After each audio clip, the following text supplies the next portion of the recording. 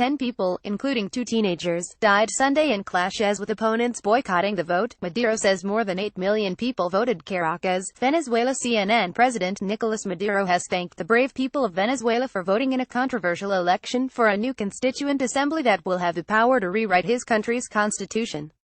The election will allow Maduro to replace Venezuela's current legislative body, the National Assembly, with a new assembly, made up of 545 members, all nominated by his administration. "We have a constituent assembly," I said, "come hell or high water," and hell and high water came, and the constituent assembly arrived from the hand of the people, from its conscience, Maduro said, claiming victory. The opposition boycotted the election as a fraud and has called for massive protests to begin again Monday. There has also been international criticism of the vote, including from the United States, with the State Department on Sunday issuing a statement saying the elections were designed to replace the legitimately elected National Assembly and undermine the Venezuelan people's right to self-determination. Maduro's sham election is another step toward dictatorship. "We won't accept an illegitimate. The Venezuelan PPL democracy will prevail." Nikki Haley at Nikki Haley, July 30, 2017. "We will continue to take strong and swift actions against the architects of authoritarianism in Venezuela, including those who participate in the National Constituent Assembly as a result of today's flawed election," the statement said. Deadly clashes between protesters and police marred Sunday's vote, which followed weeks of violent street protests in which many people have been killed or injured. On Sunday, the death toll rose sharply, with at least 10 people, including 2 teenagers, killed at protests, and a National Guard officer also reported dead by the Attorney General's office. Venezuela's National Electoral Council said that more than 8,089,000 people, or about 41.53% of registered Venezuelan voters, cast ballots Sunday. At a rally Sunday evening, Maduro said more than 8 million votes made it the biggest turnout that the Bolivarian Revolution has had in its entire 18-year history. Venezuela's National Electoral Council President Tibisay Lucena said there had been massive participation, and read the names of the first candidates who received enough votes to become members of the Constituent Assembly, including First Lady Cilia Flores and Promadora former Foreign Minister Delcy Rodriguez. A key opposition figure, Henrique Capriles, governor of Miranda State, earlier labeled the election fraudulent and called for protests at noon on Monday. Speaking at a press briefing in Caracas, Capriles said voter participation Sunday was less than 15%. He claimed voter turnout was 3 times higher 2 weeks ago for an opposition-led, non-binding referendum against Maduro's proposed Constituent Assembly.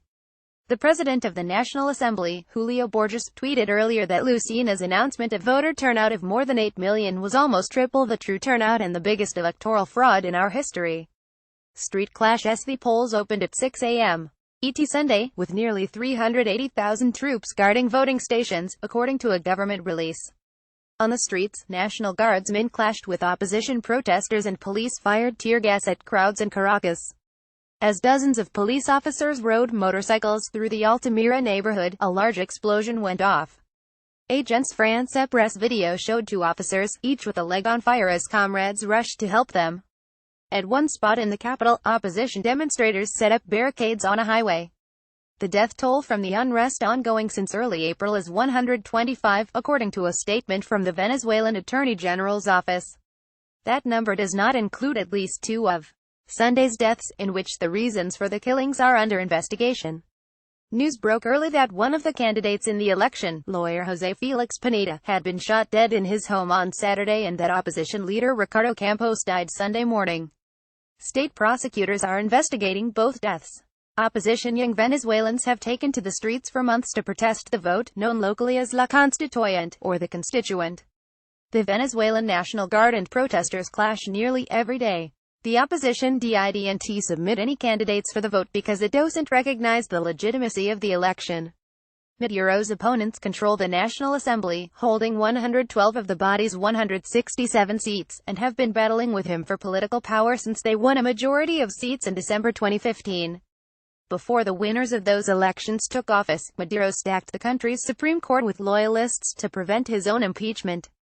Speaking after Sunday's controversial election, Maduro claimed that the opposition turned down an offer from his government to postpone the vote. 2 weeks ago, representatives of his government offered the opposition the chance to put up candidates for the Constituent Assembly election and to postpone the vote for 15 days, Maduro said. The opposition has boycotted the vote because they say it is illegitimate, and refused Maduro's offer, the president said. Maduro argues that the Constituent Assembly will help bring peace to a polarized country, with all branches of the government falling under the political movement founded by his late mentor and predecessor, Hugo Chavez. But critics say it will erode democracy. On July 16, more than 7 million Venezuelans cast ballots in an unofficial vote against Maduro's Constituent Assembly. Maduro ignored the results of the vote, which was organized by opposition leaders. International reaction to the election was harsh, with many nations, including the United States, condemning it. The Trump administration sanctioned 13 Venezuelan leaders associated with Maduro this week. Mexico, Colombia and Panama followed with sanctions of their own against the same individuals. Argentina and Mexico said they won't recognize Sunday's vote results.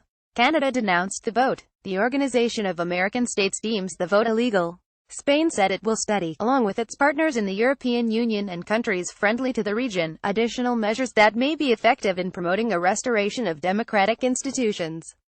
Nicaragua came to Venezuela's defense, praising it for the historic day for the brave people of Bolivar Y. Chavez, the President Nicolas, the United Socialist Party.